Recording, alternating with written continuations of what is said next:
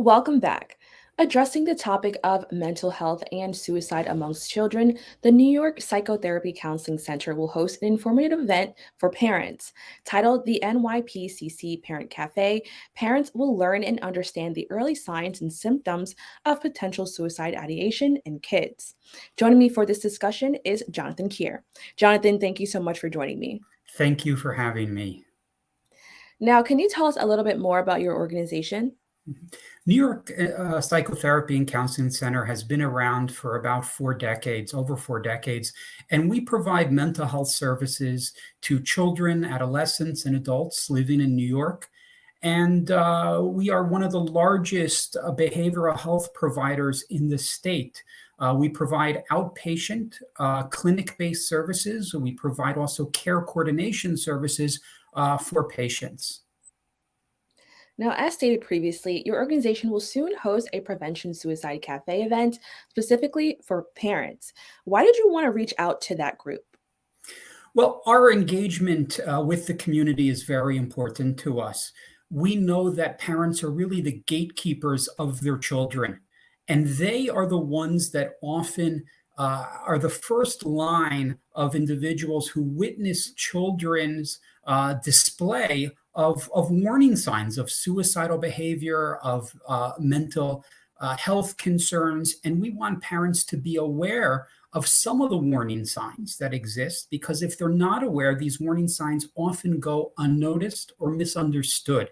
We also hold these cafes in order to break down the stigma of mental illness and to allow parents to understand how to gain access to mental health resources and mental health treatments. I love that you mentioned the stigma because that's a huge part of, why people try to avoid these conversations about mental health. As far as identifying the early signs, can you actually tell us what just a few of them are? Yeah, there are a number of warning signs that an individual may be experiencing suicidal ideation or significant mental health concerns. Any time that an individual is talking about wanting to die or wanting to kill oneself, that's a significant concern. Preoccupation with death. Sometimes you'll see children writing about death in a journal, writing about it on social media. Those are significant warning signs that the child may be at risk and should be evaluated by a professional. Also, children and adults who research ways to kill themselves, this is also a significant risk factor. We also know that individuals who are expressing hopelessness, individuals who are significantly isolated from each other, and individuals who are having mood swings are at risk for having suicidal ideation and actual attempts. Now, according to the CDC, rates of suicide attempts and deaths among children have increased in the US over the past decade. Why do you think we're seeing this increase? Well, it's very clear that the increase is actually happening. All the data does show that, for a 10-year period, the rate was going up about 2% per year, which is a very significant concern. And it leads to a significant level of morbidity and mortality among the population. But researchers still are not certain what are the exact causes for this increase. There has been a corresponding rise in depression among adolescents. There has been a rise in drug use and stress, as well as access to firearms, which are contributing factors to suicide. Other researchers have speculated on the influence of social isolation and media as being a causal factor for potentially the increase in suicide rates. The data that we have does point to that between about 2010 to about 2019, suicide rates went up. One of the things that we've seen at New York Psychotherapy and Counseling Center is that during the last 2 years of the pandemic, the rates of suicide attempts are even much higher than they were the years before. We've speculated that the reason for this is because of the level of isolation that children have had. There was a period of time where children were having remote schooling. They did not have access to teachers and to community leaders who often are able to observe which children are struggling and able to provide the support and also get them linked to mental health providers. I love that you brought that up because I actually did hear about that before, and I thought that was like a really like eye-opening thing that many of our schools and people don't understand how much they can influence a child. So thank you so much for bringing that up. Can you speak on how adults and parents often dismiss these signs for other behaviors? Because I think that's also very, very important. Yes.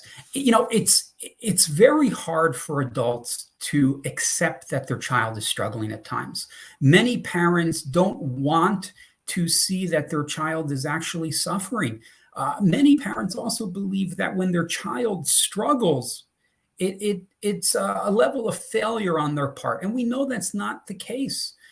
So it is important to be able to educate parents on what are some of the signs and symptoms that a child is struggling with suicidal thinking or depression, and help the parent move beyond a feeling of guilt to one of taking action and being able to validate the child's experience and their emotional world and move on to helping them work through their emotions and also seeking professional assistance when necessary. Now, I also really want to highlight the aspect of other behaviors because I know I read that like maybe if a child is sleeping a lot more than usual or they don't want to play, maybe a parent may think like, oh, they're just tired. How do we encourage parents to actually like look at these behaviors for what they are and not confuse them with just like, oh, they don't want to play with their friends or whatever Mhm. the case may be? It may be they don't want to play with their friends, but you have to look at the totality of the child and the changes that are occurring over time. If one or two things are changing in a child, it may not be such a significant issue. So if they're having some sleep disturbances a couple of nights, it's usually not a big deal and they'll get back to schedule. But when a child begins to have a cluster of factors and are beginning to exhibit signs and symptoms that are quite different than their usual presentation, that's a sign that something may be going on. So when you add social withdrawal to sleep difficulties, to a lack of appetite, to feelings of sadness, episodes of crying, you begin to see a picture of a child who is really struggling and potentially needs some help. Now, how do we validate a child's or a teen's experience with depression and other mental health issues? And I ask this coming from a community of color where Mhm. sometimes people view your experience like, what do you have to be depressed about? Or what are you sad about? How do we make sure that we validate these very young minds and their experience? Mhm. Well, validation is one of the most important and powerful tools that a parent actually has. Even if you disagree with or disapprove of how an adolescent is behaving, you can still validate their emotional world, right? Every child's emotional experience is different. And we know that when children are not feeling right, it's important to acknowledge their emotional reactions. It's important to recognize that. And, at times a parent can reflect back on the child's experience and help point out what they are feeling. Reflecting back is a very important way to help children put words to their emotional content. Now, how do you consult a parent who may have guilt that a child is experiencing mental Mhm, health challenges? mhm. Guilt is a common emotion for many parents to feel. Parenting is a really difficult experience, right? It doesn't come natural to every parent to deal with strong emotions that children bring. I think, a parent has to recognize that the guilt isn't helpful to themselves or their child in dealing with their level of depression or their level of suicidal thinking. It's important to sort of take action. It's important to work to strengthen the parent child relationship. It's important to listen to the child and let them know you're there for them and you're there to really move them forward through their depression and help them get the resources they need. Now, according to the National Institute of Mental Health, research suggests young children who attempt suicide are 6 times more likely than their peers to attempt suicide again in adolescence. To prevent this, how do parents and guardians make sure that this is a continuous effort? So let's say they work towards it the first time. How do we make sure that this is something they continue to work on? Well, children who have attempted suicide in the past really need to be in treatment to ensure that they have the coping abilities to process situations, to make sure that they've learned how to deal with their internal worlds.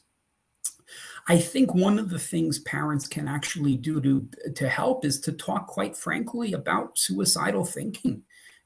Children who have an inner world where they're thinking about dying or wanting to die will not always express this. But when you ask a child, have you been thinking about killing yourself? Do you want to die? Children will be very frank often and say yes or no. Those are the questions to ask. Not every child shares what's inside their head and what they're feeling. It's important to help them bring out those feelings. And again, linkage to stable, ongoing mental health treatment is particularly important for these children. Now, Jonathan, thank you so much for joining me. Can you just let everyone know how they can learn more about the services you provide and the event that is coming up? Yes, everyone can go to NYPCC's website, or you can call our numbers. You can reach out to our clinics. We are open 7 days a week. We are open for multiple hours. We're open till late in the night. We do provide rapid access to assessment and to treatment. Individuals can reach us at nypcc.org, and we do have an upcoming parent cafe on February 16th at 5 p.m. All right, Jonathan, once again, thank you so much for joining me. Thank you. Take care. We'll be right back with more Open BxRx Tuesday.